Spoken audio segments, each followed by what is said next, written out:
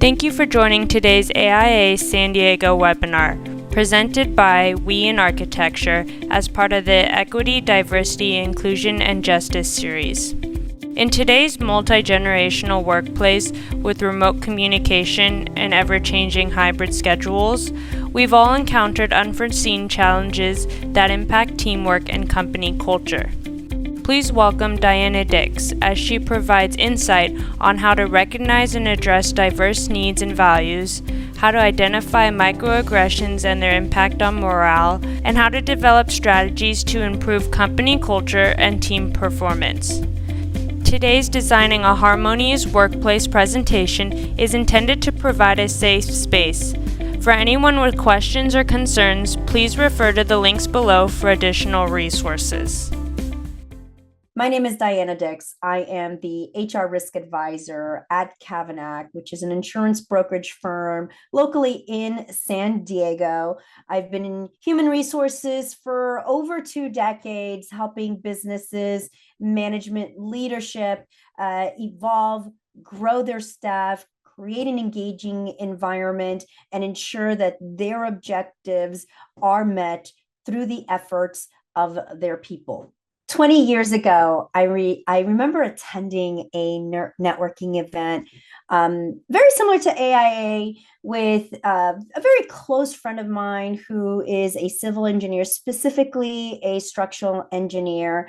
I mean, she's brilliant, she's beautiful, she's confident, and it showed when she walked into any room. Coincidentally, at this event, I run into a peer of mine and I call him over to introduce him to my very brilliant friend. And as he is shaking her hand and his eyes are glued to hers, he blurts out, "Gee, I would have never pegged you as an engineer." I mean, like my 9-year-old son would say, I was shook. I was mortified. And when he left, I turned to her and I apologized on his behalf. And especially for what she just experienced from what that person had just said. For the first time, I saw my friend with a very defeated expression. And she said to me, "I'm used to it by now."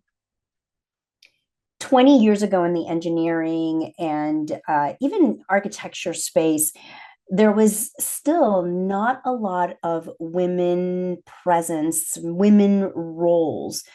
Greater diversity in the candidate population is beginning to make its way to that pool of architects and licensed professionals in the design space. Now, according to a 2024 edition of the National Council of Architectural Register Board annual data publication, 1 in 3 architects is a person of color. 2 in 5 are women, and 81% of new architects are under the age of 40, bringing all new levels of perspectives and innovation to the design space. Now, while new architecture demographics show that there is progress, the architecture population is still overwhelmingly male, white. In 2023, nearly 2/3 of architects were white men.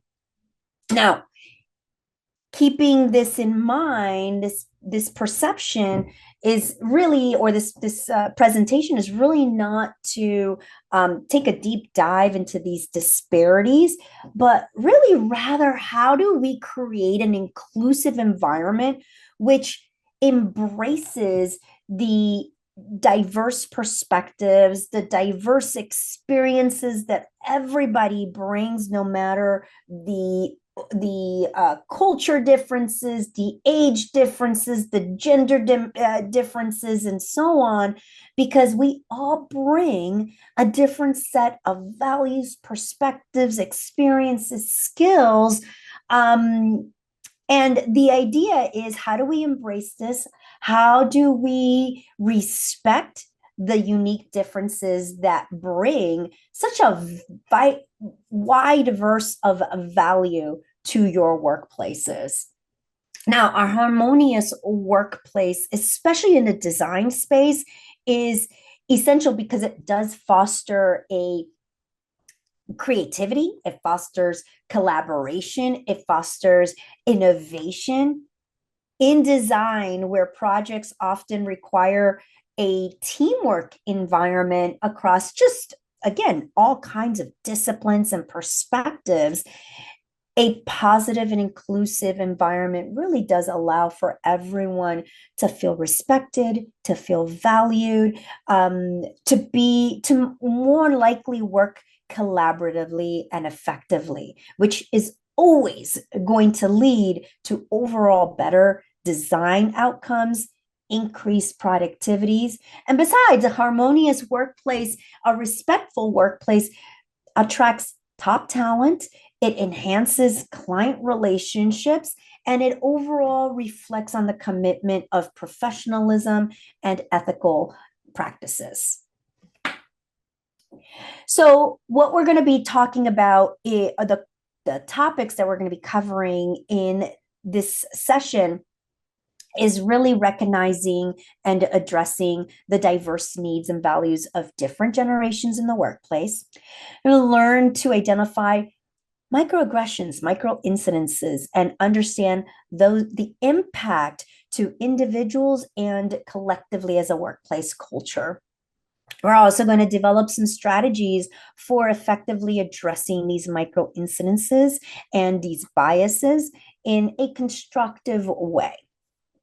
And also understand the importance of incorporating inclusive language into your interactions with the people that you come across through in your life, but especially in the workplace. So when we're talking about generations, these are defined by a variety of different events, culture, of movements, wars, technology, and influenced by the generation that really raised us as well. My baby boomer parents were all about me getting into university, making sure that I had a secure job, that I was loyal, that I moved up the corporate ladder.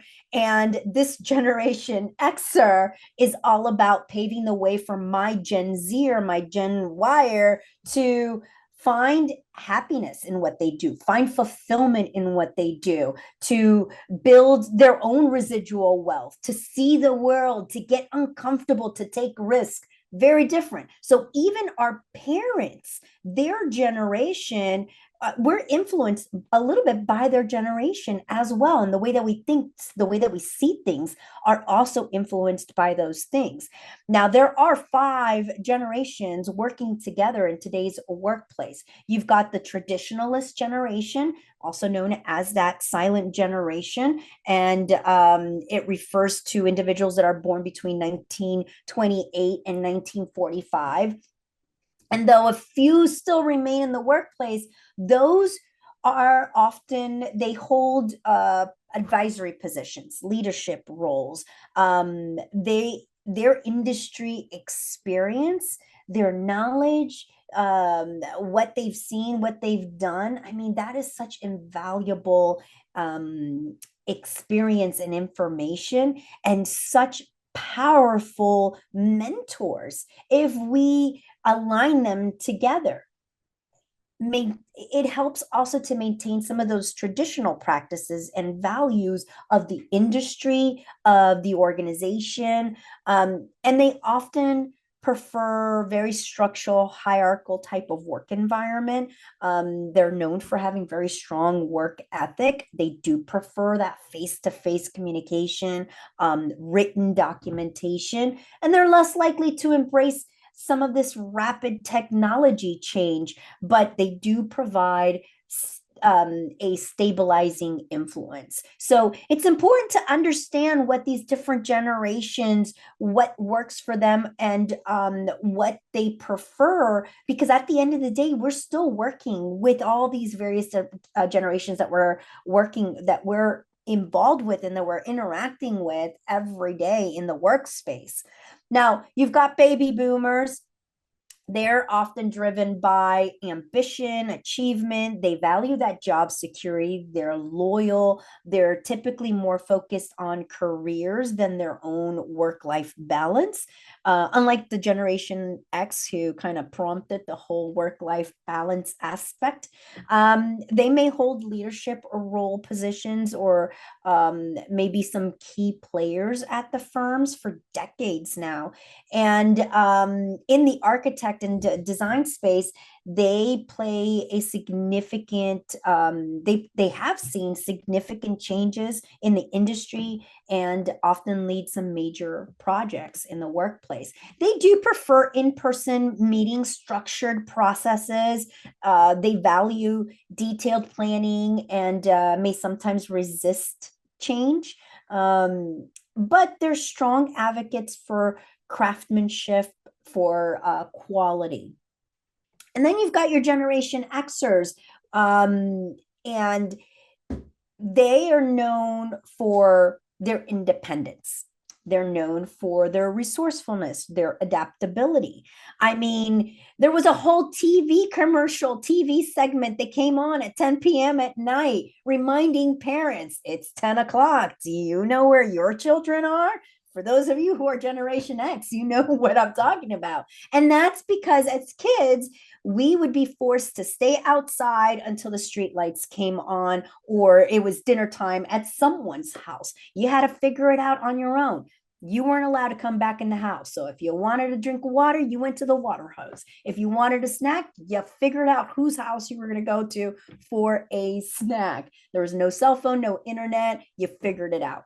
Generation Xers really do value work-life balance, and they're comfortable with technology. They often occupy maybe some middle management type of roles or senior design roles, and they're bridge builders between that older generation, the younger generation. They're bringing a reasonable approach to work. They do prefer efficiency and flexibility in their work, and they're often more comfortable with both digital and traditional type of tools. So they can blend with both of those. And they're often the first to advocate for a balanced approach between innovation and established work practices. Now, we now have millennials, which make up probably a big, large portion of the workforce today. They value collaboration, they're purpose driven, they're continuously learning, they're tech savvy. They seek to have very meaningful work that aligns with what their values are, what their beliefs are. They may be in mid-management roles, design roles, or maybe they're pushing for innovation, for sustainability in the architecture and design space. They're often the driving force behind adopting new technologies, new methods. They do prefer collaborative type of approach, a team-based kind of work environment. They're comfortable with remote work and digital communication, but they also seek feedback. They're seeking for mentorship. And they often challenge some of those traditional hierarchies, and they're advocating for more inclusive, more flexible type of workspaces. And then we've got Generation Z. So these are most digitally native generation. They grew up with technology. I mean, probably instead of doing their first word, they learned their first swipe, right? So they incorporate technology in their everyday life. That's what they've known. They value diversity. They value inclusivity, social responsibility. They're entering, they're probably still very novice in their architecture and design industry space, but often junior or entry level roles. They do bring very fresh perspective, and they're eager to learn, to innovate. They prefer digital tools, digital platforms for communication, such as Teams or Slack or some other type of platform that allows them to do collaborative work sharing. And they do value transparency. They expect a work environment that reflects their values, such as sustainability, social equity, and they do favor flexibility in their work arrangements, and they're very quick to adapt to technology and different methods. So again, we've got such a variety of different perspectives and skills across various different generations. They all bring value, ideas, and growth, learning opportunities within the design space, and which all ends up, if we embrace all these different skills and these different perspectives, they all lead to innovation and a variety of different solutions when it's harnessed effectively. So for example, let's say that your newer generations might push for sustainable design, while more life experience generations might ensure that these ideas are grounded in practical experience. Now, of course, there are going to be challenges, differences in communication styles, in work ethic, in work expectations that can lead to a lot of misunderstandings and friction.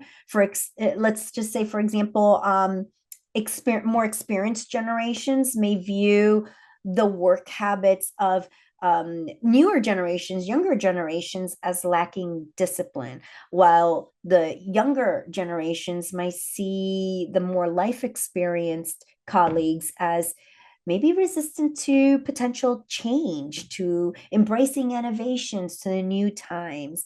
Now, we don't want to do this whole tug and pull type of situation when it comes to different generations, because the idea is that they all bring value.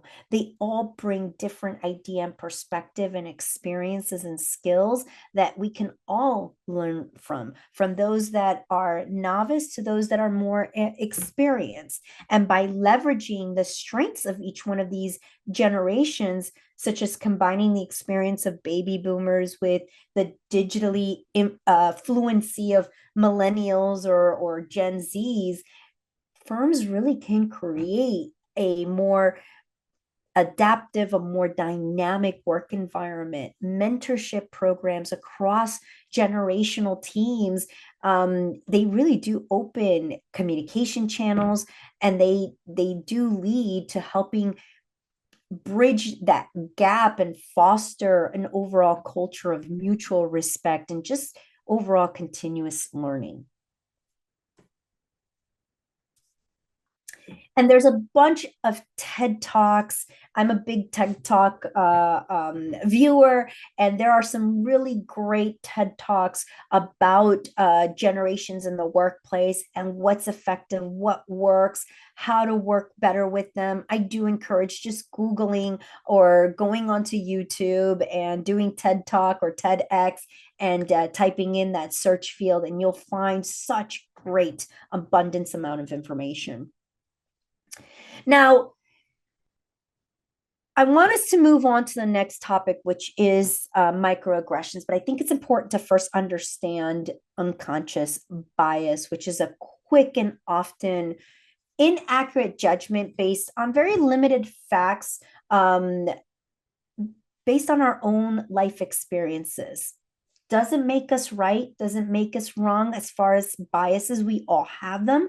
It's only natural. It's the lens in which we see the world. And that could be limited by so many different things, various different exposures. And these biases, these are really shortcuts that our brain makes, right? Think of it as a file, like your brain being a filing cabinet. And sometimes we have our own experiences that help us define what a certain situation is.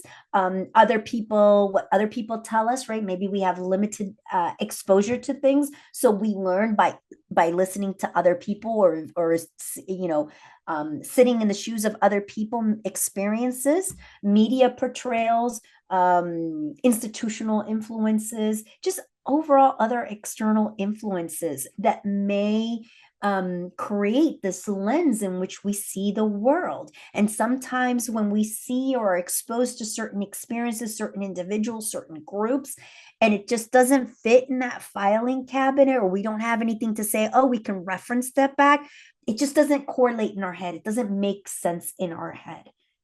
So biases does not make us bad.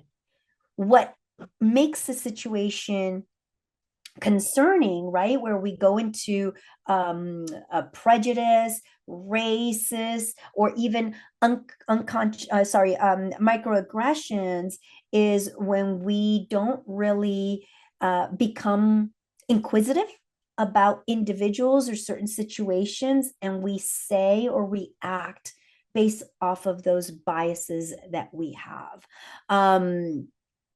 When people are faced with certain situations, again, and they don't fit those mental maps, we make decisions. And that's where microaggressions may come into play. Microaggressions are brief and commonplace daily verbal, behavioral, environmental indignities, whether they're intentional or unintentional, that communicate negativity or derogatory messages to people based on their race, based on their gender, based on their sexual orientation, age, or any other aspect of their identity, based on being a woman, based on whether you breastfeed or not, or you work full time or not, or whether, let's say that you're single or married. I mean, any aspect of your life. In the design and architecture industry, these microaggressions can really take a unique form given the overall collaborative and creative and often hierarchical nature of the overall field. And these are behaviors that, or statements that don't necessarily reflect malicious intent, but nevertheless, they still do inflict insult and injury. For example, the peer that I ran into at the engineering event that I went with one of my really good friends, he didn't say that out of malice. It's just, it didn't compute in his brain that a woman would be in that field, because it wasn't common. It wasn't something that he normally saw. So unfortunately, his lips did the speaking, right? The talking. He spoke out loud what he was thinking, what his brain was, the lens that he was seeing this situation out of, and blurted out, gee, I would have never pegged you as an engineer, meaning that women don't belong in engineering, or it's just not something that we see. You've probably microaggressed at some point. You probably had said something. You probably put your foot in your mouth at some point based on your unconscious bias. Again, doesn't make it bad. But when we do become aware that maybe we have said something that's insensitive, that may be disrespectful, offensive, then it's okay to acknowledge, oh, I am so sorry. Apologize and learn from it. That's the main thing. And we're going to talk about some strategies of it. But again, doesn't mean that you're a bad person because you've microaggressed or had a micro incident. You've probably experienced it as well. But it may mean that you might be unaware of your own biases and your own power. In this space, there may be microaggressions based on, let's say, assumptions about someone's technical skills based on gender. So let's just say that a male architect is assumed to be more technically proficient in, let's say, construction methods, while female colleagues might be, the expectation may be for them to handle more of the interior design or client facing tasks, regardless of their architectural expertise. And this really does undermine the credibility and the career growth of women, reinforcing those gender stereotypes and limiting opportunities for diverse contributions in technical areas. Or let's just say dismissing ideas due to age or experience. So let's just say that a senior team member dismisses a younger colleague's innovative ideas with "you're too young to understand how this all really works." Or an older colleague's perspective is brushed aside with maybe a comment like, "Oh, that's outdated thinking." These types of comments can really stifle creativity, and it does discourage that participation, that collaborative work, and just starts to create some of that generational divide, really preventing the team from just overall benefiting from those diverse perspectives and experiences. Or let's just say another microaggression that may be experienced in this space, cultural insensitivity in, let's say, design discussions. So let's just say, for example, a designer suggests to incorporate cultural elements into a project. And they're met with maybe remarks like, "Oh, that's too ethnic. It won't appeal to the mainstream." Or an assumption that design preferences from certain cultures are inferior or less sophisticated. And this diminishes the value of cultural diversity in design, leading to just potentially cultural insensitive projects, marginalizing team members who bring those perspectives, those differences to a project. Or let's just say stereotyping based on race or ethnicity. So let's just say that a person of color in the design firm is asked to handle community outreach for a project in a diverse neighborhood or community, solely based on their race rather than on their skills or their maybe their interests in community engagement. And this reinforces those racial stereotypes and starts to pigeonhole individuals into roles based on their ethnicity rather than their professional ability and their overall career expectations or aspirations. Or let's just say minimizing contributions in a team setting. So maybe during, let's say, a meeting, a person from an underrepresented group suggests a design solution, but it's overlooked or they're ignored until somebody more senior or somebody from a majority group member repeats the same idea, but they receive the credit. And this erodes confidence. It can lead to a lack of trust, a lack of collaboration within those teams. Microaggressions might seem like small things in a vacuum, but to some, they're consistent, they're continual, and they add up.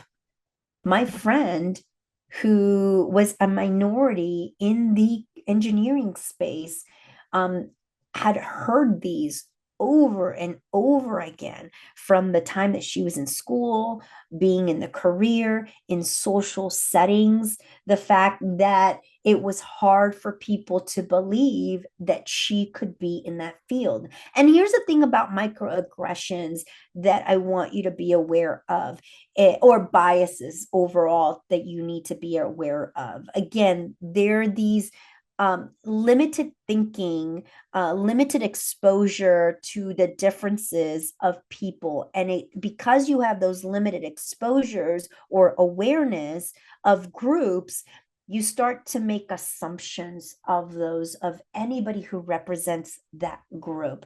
And it really undermines the individuality of that person and their skills and their abilities. So rather than making assumptions about that person's association to that group, it's better to meet that person at an individual perspective and say, what do you bring? That is great of what you've done, or tell me more about what you're doing in this space, or just really getting to know that person at an individual perspective versus associating them to a group itself. I'm going to share with you all as an additional link a video. It's a quick little 3 to 4 minute video. It's called "How Microaggressions Are Like Mosquitoes," and even though it's I guess automated type of video, it really does put into perspective how microaggressions impact people, especially those in marginalized groups, how microaggressions impact them every single day. Now, effectively calling out and addressing microaggressions and biases really does require a lot of thoughtful approach that fosters understanding, positive change rather than defensiveness and division. And again, it's about opening up dialogue with people, creating supportive environment for open dialogue.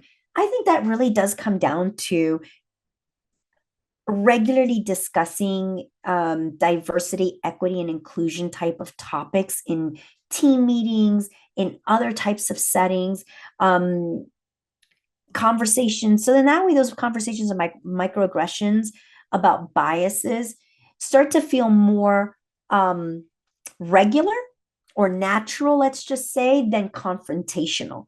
So when people call out someone for saying something, it becomes more of, oh, okay, great, thank you, I appreciate that, or wasn't aware of that, I didn't know that. There was a training that I did years ago, and we were talking about effective meetings or something like that, and I had said the term powwow. Let's have a powwow about it. And so somebody brought it to my attention that could be language that is offensive to Indigenous people. So instead, use inclusive language, which we're going to talk about what is using a team, or let's do a group huddle or something that would be more inclusive in nature. But when you start having these dialogues and these types of conversations regularly, then people are more open to have a conversation about it. Also, choose the right moment. Is it the right time and the right place to address microaggressions right there and then? Not always. Hence in point, that peer of mine who said something, I mean, I was lost for words at that moment, but also it wasn't the right time and place to bring it up to his attention.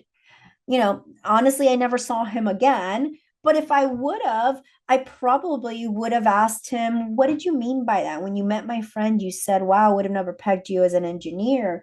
What was going through your mind? I'm curious.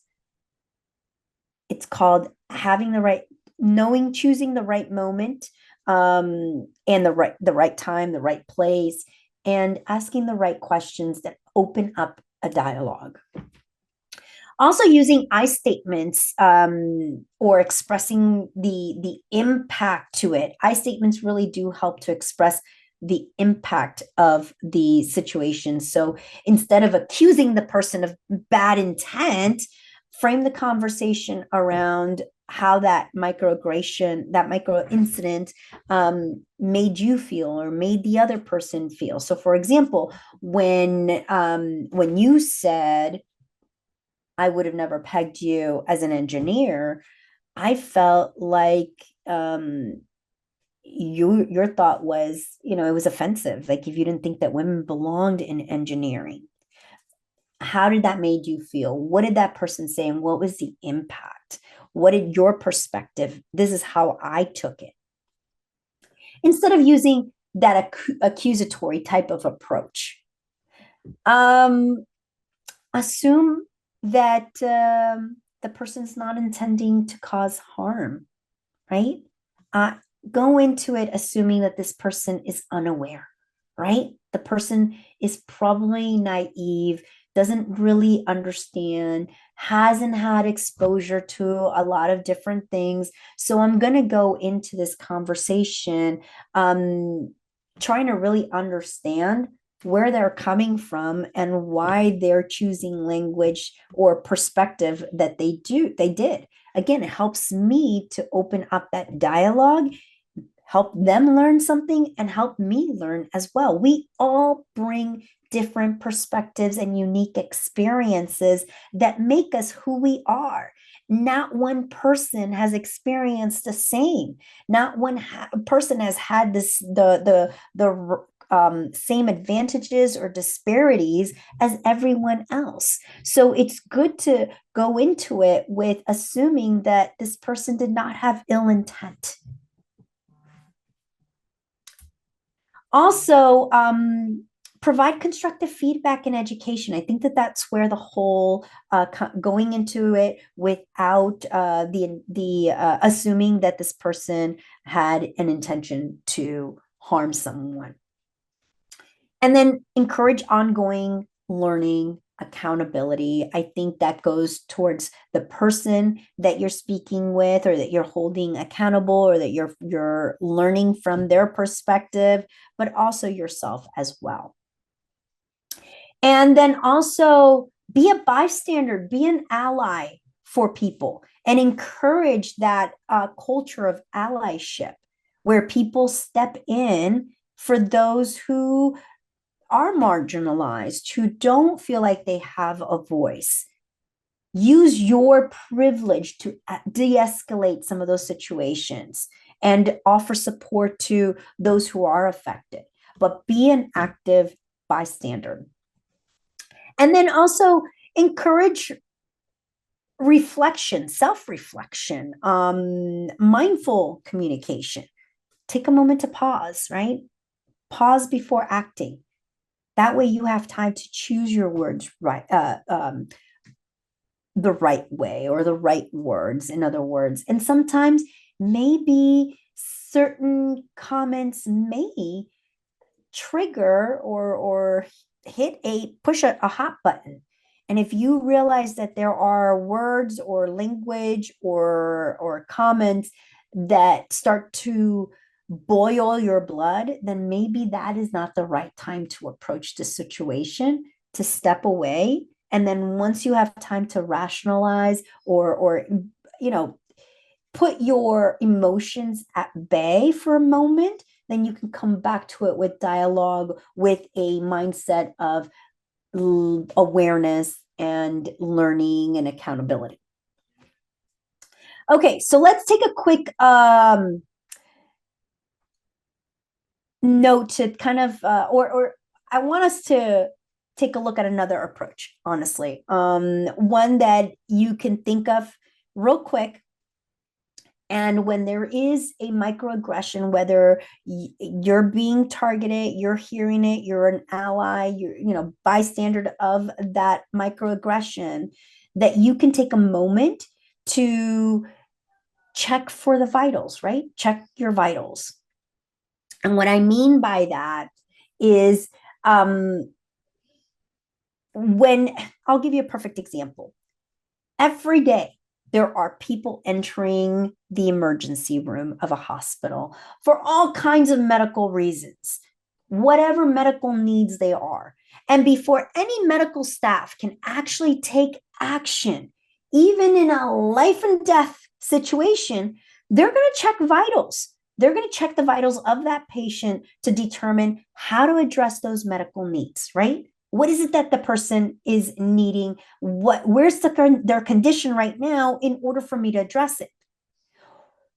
When you're responding to a micro incident or a microaggression, you want to check your vitals or the vitals to determine what is going to be the best approach to address this microaggression. So, one, you want to validate your feelings, you want to validate your experiences. That's where you always want to start. Don't try to talk yourself out of something that's going to make you uncomfortable. Even if you aren't quite sure of the right terms or the right language to use, or what, how do you respond to what just happened?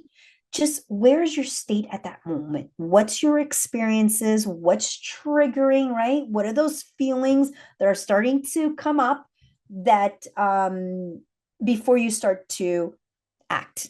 So validate those feelings and those experiences. Then inquire, obtain more information, get more clarification, right? Get curious about what's going on. Ask the person to maybe elaborate. Could you say more about what you mean by that? Or, oh, why was that funny? Or I mean, I'm curious. What did you mean when you said, not I would have never pegged you as an engineer? I didn't get it. I didn't understand what that meant. Can you share? Right? So inquire more. Then take time to mirror and to reflect what the person says. So, maybe this is the time to do a little bit of a temperature check, right? So I think I heard you say, whatever. Is that correct? Or it seems like you might be angry, or you might be frustrated, or you seem confused.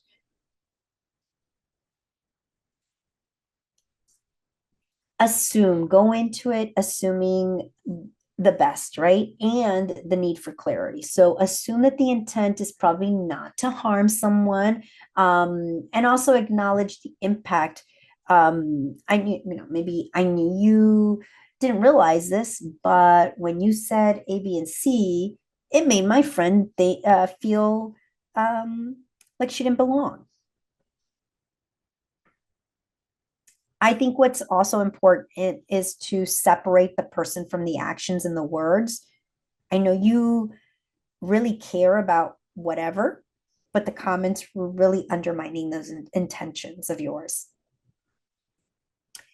And then leave opportunities for follow-up conversations, right? Remember what I said, probably not the right time or place. And it's okay to freeze at that moment,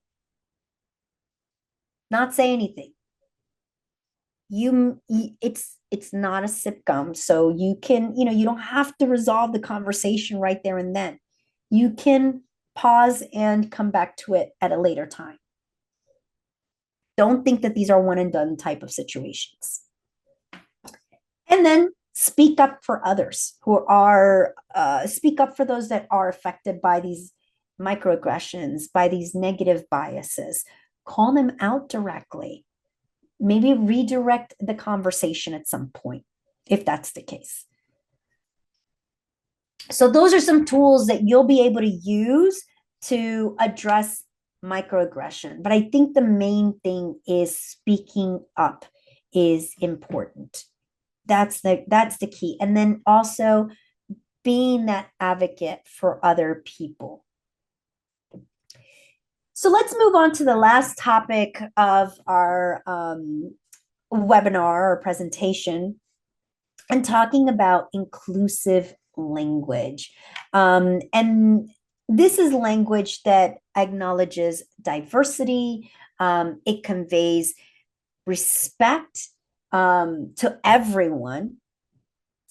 It's sensitive to differences, and it promotes just equal opportunity.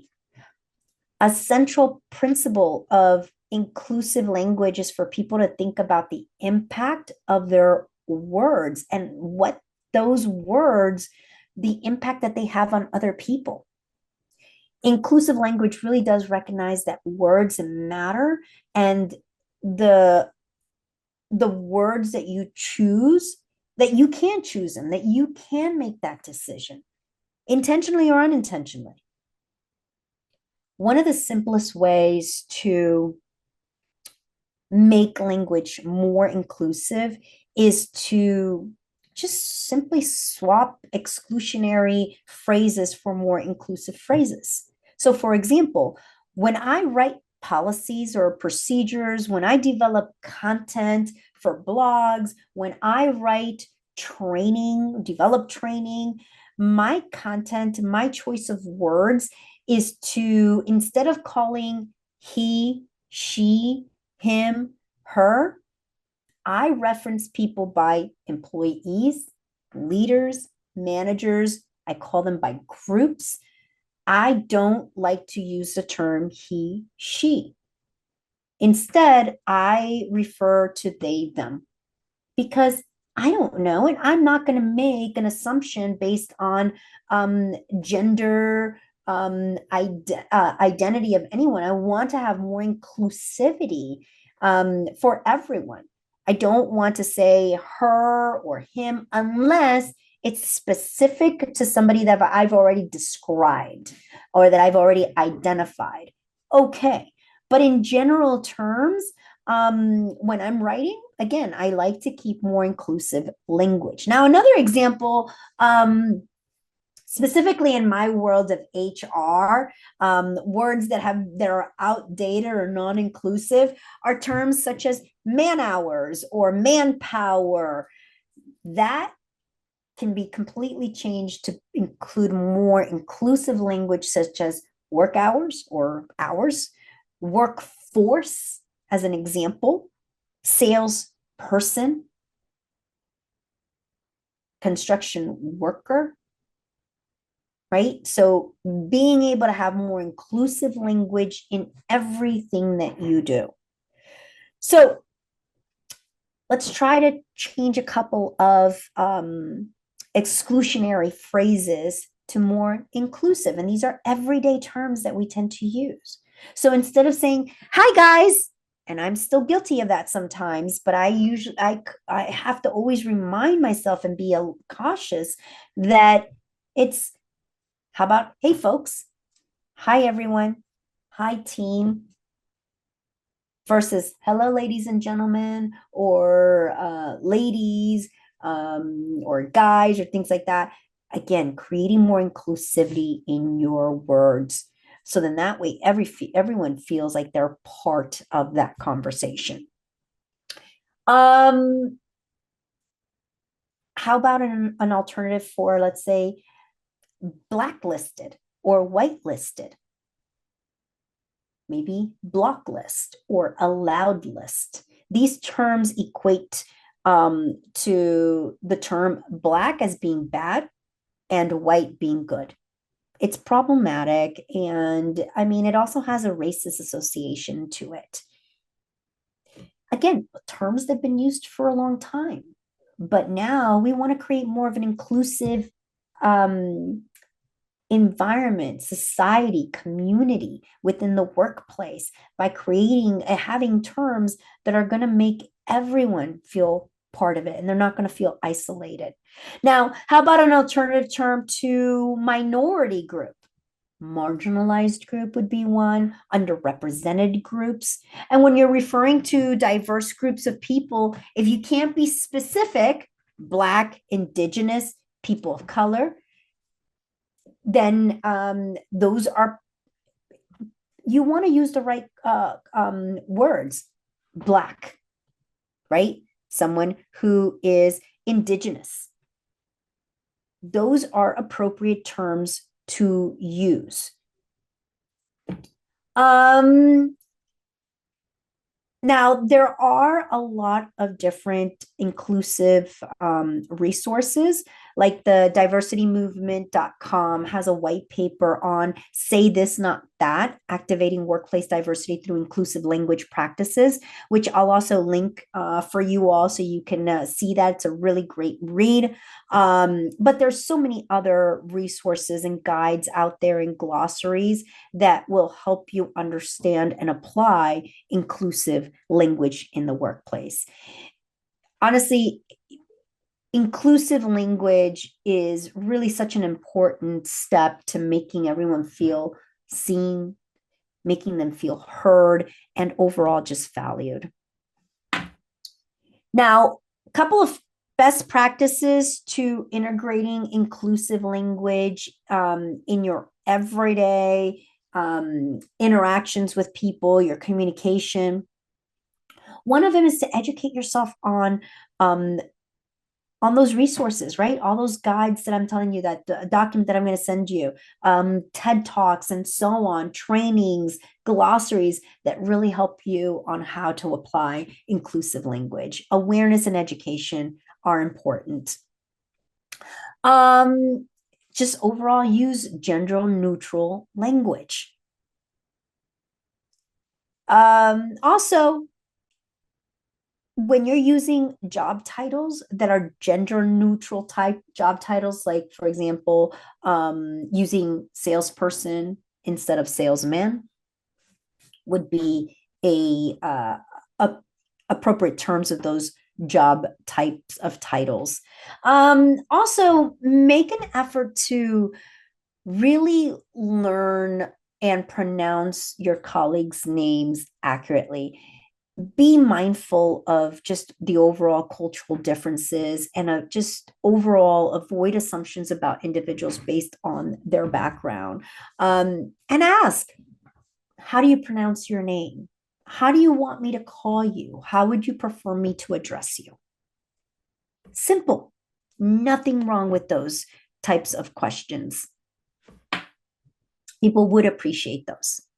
Also avoid stereotypes and assumptions. So treat each person, I kind of mentioned it earlier, as an individual rather than making an assumption about their association or what you think their association is based on certain groups' characteristics. So treat them as an individual. Get to know them one-on-one. And you'll see how surprised you'll be that they're going to be different from what your perception of these perceived groups may be.